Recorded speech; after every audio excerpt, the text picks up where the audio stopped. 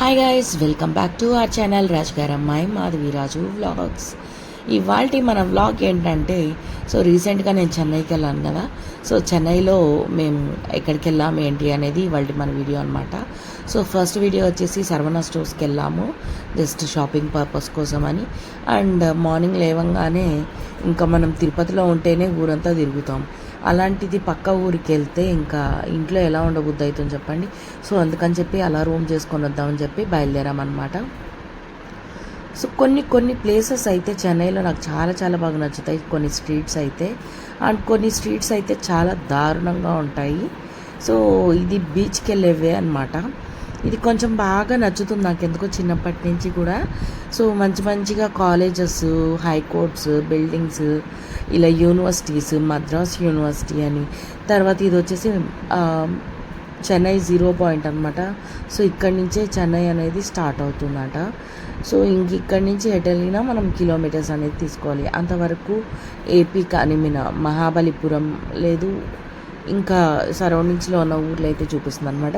చెన్నై ఇక్కడి నుంచే స్టార్ట్ అవుతుంది. ఇంకా ఆల్మోస్ట్ బీచ్కి అయితే వచ్చేసాం అనమాట. ఇది బస్ స్టాప్, బీచ్కి నియర్లో ఉన్న బస్ స్టాప్. అండ్ ఇవంతా సమాధులు అనమాట. పొలిటికల్ లీడర్స్ ఉంటారు కదా, వాళ్ళంతా ఇక్కడ సమాధులు, జయలలిత అని, తర్వాత ఇంకా చాలామంది ఇక్కడ సమాధులు ఉంటాయన్నమాట. ఎప్పుడో చిన్నప్పుడు వెళ్ళాం లోపలికి, బట్ ఇప్పుడు అంత నడిచే ఓపిక లేదు, అంత ఎక్స్ప్లోర్ చేసే ఓపిక లేదు. మేము కాబట్టి ఎట్లా బ్రీఫ్గా అలా బయట చూసుకుంటూ వెళ్తున్నాం అన్నమాట. ఇక్కడ సరౌండింగ్స్లో ఉన్నటువంటి కాలేజెస్ కానీ, కోర్ట్స్ కానీ, మంచి అసలు ఎంతెంత పెద్ద కాలేజెస్ ఉన్నాయి. చెన్నై యూనివర్సిటీ అయితే అసలు ఎస్వి యూనివర్సిటీ లాగే ఉంటుంది, కాకపోతే చాలా పెద్దగా ఉంటుందన్నమాట. వాళ్ళ వచ్చేసి గోపురాల్లా ఉంటాయన్నమాట పైన. మన యూనివర్సిటీకి అలా ఉండదు కదా, నార్మల్ బిల్డింగ్స్ లాగే ఉంటాయి మంది. వీళ్ళది వచ్చేసిన గోపురాల్లాగా అక్కడ కనిపిస్తున్నాయి కదా, పైన అలా ఉంటుంది అన్నమాట. Finally we're here to go for beach. మార్నింగే లేచి ఇంకా బీచ్కి వద్దాం అనుకున్నాము. ఏంటంటే సర్వనా స్టోర్స్కి వెళ్ళి ఇంటికి వచ్చేసరికి 11:30 అయింది. ఇంకా తిని పడుకొని ఇంకా మాట్లాడుకుంటూ అలా ఉండేలోపు 1-2 అయింది. నాకు కొత్త ప్లేస్ కదా, ఇంకా అస్సలు నిద్ర రాలేదు. ఇంకా అలా నిద్ర లేదు కదా అని పొద్దునే పడుకున్నాము, 6 o'clockకి పడుకున్నాము. లేచేలోపు 8:30 అయిపోయిందనమాట. జనరల్గా 5:30, 6 o'clockకి మేము ఇంటి దగ్గర బయలుదేరేస్తే మంచిగా వెదర్ ఉంటుంది అండ్ హ్యాపీగా బీచ్లో ఆడుకోవచ్చు అని చెప్పి ప్లాన్ చేసుకున్నాము. కానీ అందరూ లేచే లోపల 8-8:30 అయింది. ఇంకా ఈ ఎండలో ఏం చేద్దాం కదా అని, సరే అలా విజిట్ చేద్దాం కదా అని వెళ్ళాము. బీచ్ పాయింట్లో వచ్చేసి ఎల్కే స్ప్రింగ్ పొటాటో అని కనిపించింది అనమాట. అక్కడ డిఫరెంట్గా స్నాక్స్ అయితే ఉన్నాయి. నాకు ఎందుకు స్ప్రింగ్ పొటాటో ట్రై చేద్దాం కదా అని చెప్పేసి అనిపించింది అనమాట. ఎంత హైజెనిక్గా ఉంటాయో తెలిసిందే, కాకపోతే క్రేవింగ్స్ ఆపలేం కదా. ఎప్పుడో ఒక్కసారే కదా, జనరల్గా డైలీ ఉండదు కదా అని ఇంకా ఫైనలీ ఇక్కడికైతే వచ్చామన్నమాట. ఇక్కడికి వచ్చిన తర్వాత వాళ్ళు మంచి పొటాటో ఒక్కటి తీసుకొని దాన్ని పీల్ చేసి దాన్ని నీట్గా స్ప్రింగ్ రోల్ చేసేసారనమాట.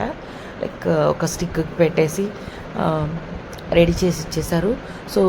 నేను, మా సిస్టర్, మా పిల్లలు అండ్ మా సిస్టర్ వాళ్ళ పిల్లలు అండ్ మా బ్రదర్ వాళ్ళ ఫ్రెండ్, అందరూ వెళ్ళామన్నమాట. ఎలా చేస్తారు ఏంటి చూద్దామని చెప్పేసి అనుకున్నాము. కొంచెం హైజెనిక్గానే ఉండింది, నో ప్రాబ్లం అనిపించింది అనమాట. నీట్గానే చేస్తున్నారు, కాకపోతే ఎంత నీట్గా చేసినా ఇక్కడ యూజ్ చేసేటువంటి వాటర్ అది కొంచెం డిఫరెంట్గానే ఉంటుంది. కాకపోతే ట్రై చేయాలి కదా అన్నట్టుగా మేము ఇక్కడ స్ప్రింగ్ రోల్ అయితే ట్రై చేసాము. ఇంకా మా చెల్లెల కొడుకు వచ్చేసి బ్రెడ్ ఆమ్లెట్ అని చెప్పేసి అన్నాడు. అన్నీ చూద్దాం కదా అని చెప్పి అందరూ తీసేసుకున్నాం అన్నమాట. చాలా అంటే బయట తినడానికి అండ్ మంచిగా క్రేవింగ్స్ వచ్చినప్పుడు తినడానికి చాలా డిఫరెన్స్ ఉంటుంది. ఇలా చేతికి ఇచ్చేసారనమాట. సాస్ అండ్ మయోనీస్ అలా కారిపోతూ ఉంది. ఇంకా అలా కారకుండా ఉండాలంటే ఇలా ఒక్కసారి సిప్ చేస్తే వచ్చేస్తుంది అక్క అని చెప్పేసి మా తమ్ముడు చెప్తున్నాడు.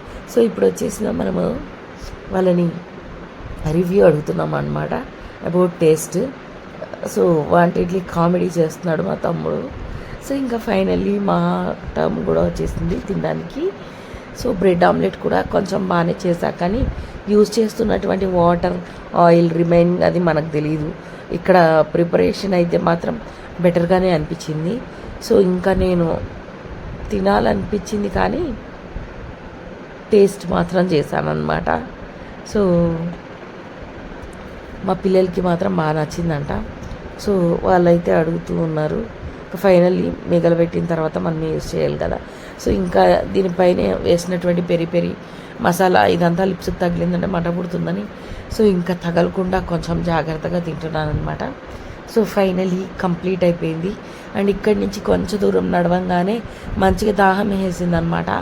సో అక్కడ కనిపిస్తున్నటువంటి స్టాల్ అనమాట. అండ్ ఇక్కడి నుంచి ఆల్మోస్ట్ నాకు తెలిసి 1 కిలోమీటర్ ఉంటుంది. ఈ బీచ్ ఇసుకలో 1 కిలోమీటర్ నడవాలంటే చుక్కలు కనిపిస్తాయి. దట్టు ఎండ వచ్చేసింది. ఈ ఎండలో నడవాలంటే చాలా డిఫికల్ట్గా అనిపించింది అనమాట. అండ్ మా సిస్టర్, మా బ్రదర్ వాళ్ళంతా ముందరికి వెళ్ళిపోయారు. ఇంకా వాళ్ళని క్యాచ్ చేయాలని మేము ఫాస్ట్గా వెళ్తున్నాం అనమాట.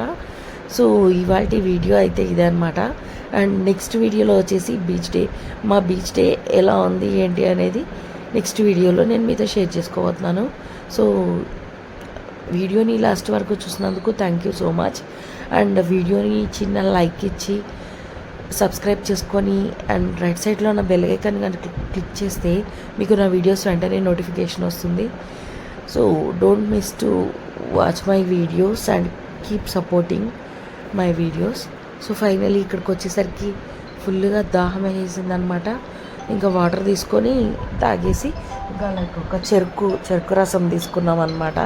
సో మా ఎనర్జీ మొత్తం సూర్యుడు ఇలా స్ట్రా వేసుకొని తాగేశాడు. సో కాబట్టి దాహానికి చల్లగా ఐస్ వేసి కొంచెం షుగర్ కేన్ జ్యూస్ ఇస్తారు కదా అన్నట్టు సో షుగర్ కేన్ జ్యూస్ అయితే ఆర్డర్ చేసాము.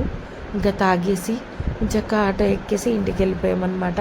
సో ఇంటికి వెళ్ళేలోపు వేడిగా ఇడ్లీ, పూరి, చికెన్ రెడీగా ఉండింది, కానిచ్చేసాము. సో ఇవాళ వీడియో అయితే ఇదే. మళ్ళీ నెక్స్ట్ వీడియోతో మీట్ అవుదాం. Until then keep watching, keep supporting Rajugarammayi Madhavi Raju vlogs. Thanks for watching until last. So keep supporting. Bye bye. See you soon.